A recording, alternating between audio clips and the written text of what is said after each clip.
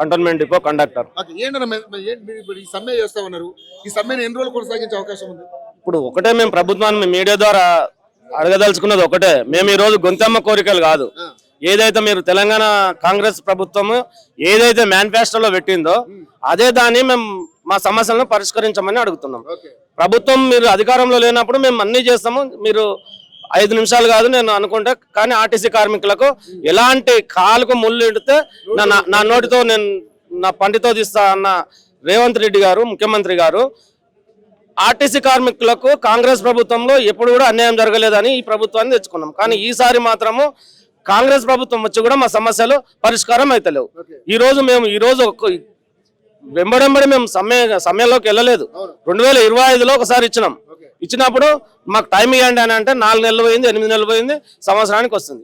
మళ్ళీ కూడా మేము ఏం చేసినాం, మళ్ళీ మొన్న 42 రోజులు అయ్యింది సమ్మె నోటీస్ ఇచ్చి. ఇప్పటి వరకు ఈ సమస్యల మీద చర్చలు లేకుండా కనీసం సమస్య పరిష్కారం చేద్దామనే ఆలోచన మీ దగ్గర లేదు.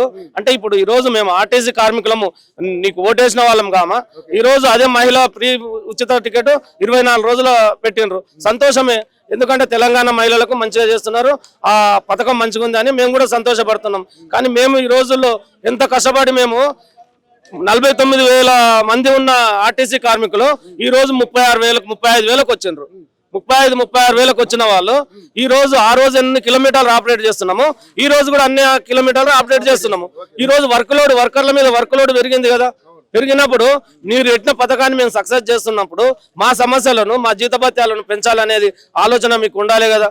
కాబట్టి మేము ఈ రోజు గొంతెమ్మ కోరికలు అడుగుతలేము. దయచేసి మా సమస్యలు చర్చల ద్వారా పరిష్కారం చేసి మా సమ్మెను విరమింపజేసేలా ఈ ప్రభుత్వం మీద ఉంది అని చెప్పేసి మేము చెప్తున్నాం.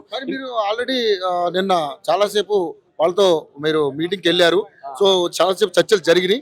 మరి చర్చల అనంతరం వాళ్ళ ప్రభుత్వం నుంచి ఎటువంటి స్పందన రాలేదు, మళ్ళీ ఈ రోజు సమ్మెకి దిగడం జరిగింది. ఏంటి మరి ఏ రకంగా చూస్తారు దాన్ని? మీరు మా సమస్యలు పరిష్కరించాలనుకున్నప్పుడు మేము 42 రోజులు అంటే టైం ఇచ్చినాము. నిన్న పిలిచి మళ్ళీ 4 వారాలు టైం ఇవ్వండి అని అడగడం అంటే ఇదల్లా ప్రభుత్వం కాలయాపన చేస్తుంది. ఇదల్లా కాలయాపన చేయడానికి మేము బయట వాళ్ళం కాదు కదా, తెలంగాణ ఉద్యోగులమే కదా, తెలంగాణ ప్రభుత్వం. కాబట్టి మేము ఒకటే చెప్పదలుచుకున్నాం, మా సమస్యలను పరిష్కారం చేసి మా ఈ సమస్యలు ఏమున్నాయి, మేము గొంతెమ్మ కోరికలు కాదు, ఆర్టీసీని ప్రభుత్వంలో విలీనం చేయాలి, యూనియన్ రీఆర్గనైజేషన్ చేయడానికి రూపాయి ఖర్చు లేదు, దాన్ని రీఆర్గనైజేషన్ చేస్తే మాకు వర్కర్లకి ఈ రోజున్న సమస్యలు మొత్తం సగానికి కొంచెం తగ్గుతాయి.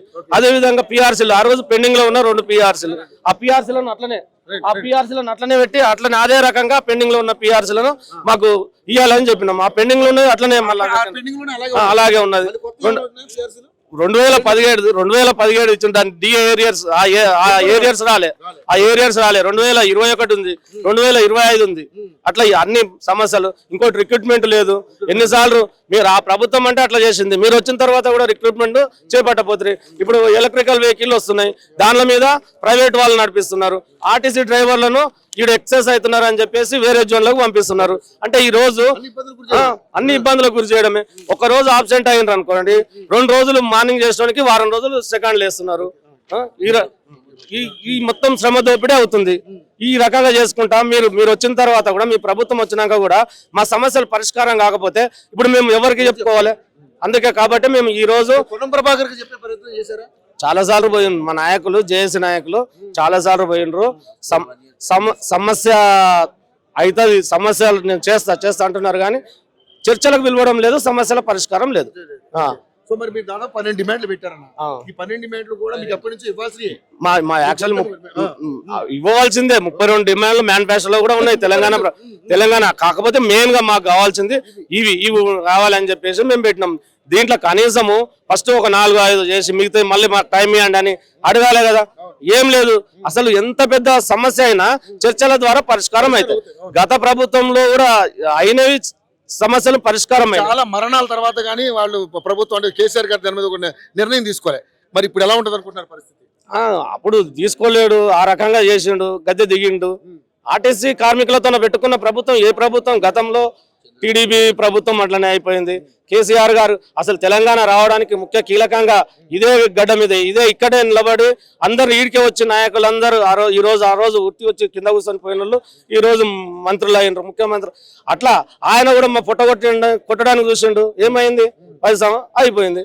ఇప్పుడు కూడా మీరు కూడా అదే రకంగా చేస్తే మళ్ళా నెక్స్ట్ వేరే ఆల్టర్నేట్ వేరేది ఉంటది. కాబట్టి అందుకని ఇవన్నీ దృష్టిలో పెట్టుకొని ఇక్కడ ఆల్టర్నేట్ కోసం చూడడం కంటే ప్రభుత్వాలు మారడం మనకు అవసరం కాదు, మన సమస్యలు తీరడం మనకు అవసరం. సో మరి దాదాపుగా ఇప్పుడు 13 ఏళ్ళు అయింది మన తెలంగాణ వచ్చి, ఏంటి ఉపయోగం? ఇంతవరకు మళ్ళీ మీరు ఏ సమ్మెలు, ఏ చావులు, ఏ బాధలు, ఏ కష్టాలు, ఏ కన్నీళ్లు, ఏంది మనం ఏం చేద్దాం? ఇప్పుడు మేము ఒకటే అంటున్నాము, మీకు ఆ రోజు మిమ్మల్ని మేము తీసుకొచ్చుకున్నది ఎందుకంటే మా సమస్యలు పరిష్కారం అవుతాయని తీసుకొచ్చుకున్నాం. దయచేసి మీ మీడియా ద్వారా ముఖ్యమంత్రి గారు కానీ, మినిస్టర్, ట్రాన్స్పోర్ట్ మినిస్టర్ కానీ ఒకటే వేడుకుంటున్నాం, ఎందుకంటే మా జీతభత్యాలు పెంచండి.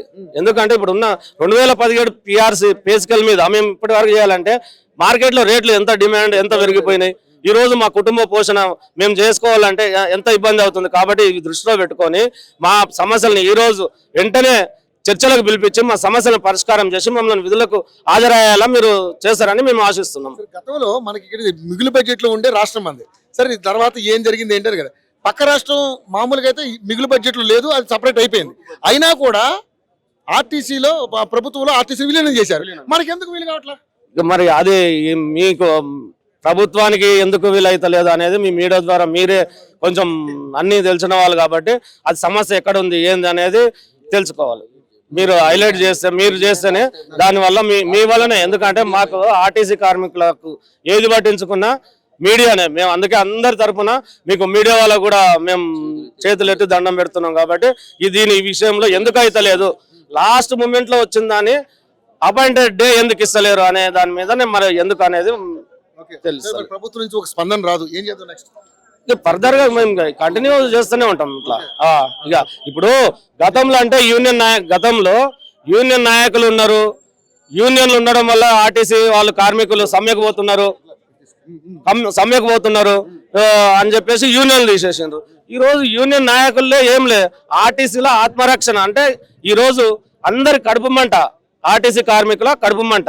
నువ్వు ప్రైవేట్ బస్సులు తీసుకొస్తున్నావు, ఆర్టీసీ స్థలంలో పెట్టి ప్రైవేట్ వాళ్ళను పోషిస్తున్నావు, ఆర్టీసీ కార్మికులను పుట్టగొడుతున్నావు. మరి రోజు రోజుకు ఆర్టీసీ కార్మికులు మొత్తం రిటైర్మెంట్ అయిపోతున్నారు, రిక్రూట్మెంట్ లేదు, ప్రైవేట్ వెహికల్ పెరుగుతున్నాయి. వీటికి అన్నింటికి ఏంటంటే మా సమస్యకు పరిష్కారం కావాలంటే లాస్ట్లో చూపించి మిమ్మల్ని ఇబ్బంది పెట్టే కార్యక్రమం పక్కా చేస్తున్నారు. అది ఇప్పుడు మేము ఏమంటున్నారు, మా లక్ష్యం వల్ల ఆర్టీసీ లాభాలకు వస్తుంది అని అంటున్నారు. మీరు ఇవ్వాల్సిన బకాయిలు ఆ మహాలక్ష్మికి సంబంధించిన డబ్బులే 400 కోట్లు మాకు పెండింగ్ లో ఉన్నాయి. ఇక లాభాలకు వచ్చింది అన్నప్పుడు మా జీతభత్యాలు పెంచడానికి నష్టం ఏముంది? ఈ రోజు మీరు పెట్టిన ఏదైతే స్కీమ్ మహాలక్ష్మి స్కీమ్ ఉందో మేము ఈరోజు సక్సెస్ చేస్తున్నాం కదా. మీరు కూడా మా జీతభత్యాలు పెంచి మాకు యూనియన్ రీఆర్గనైజేషన్ చేసి మమ్మల్ని ప్రభుత్వంలో విలీనం చేస్తే అవతల ఏంది ఆంధ్ర తెలంగాణ విడిపోయినప్పుడే అవతల వాళ్ళు చేసిండ్రు, ఆంధ్రలో వాళ్ళు చేసిండ్రు, వాళ్ళకి అయ్యేది సాధ్యం ఉంది, మనకు సాధ్యం కాదేంది? మీరు అధికారంలో లేనప్పుడు సాధ్యం అవుతుంది, మేము 10 నిమిషాలు చేస్తాం అన్నోళ్ళు గారా.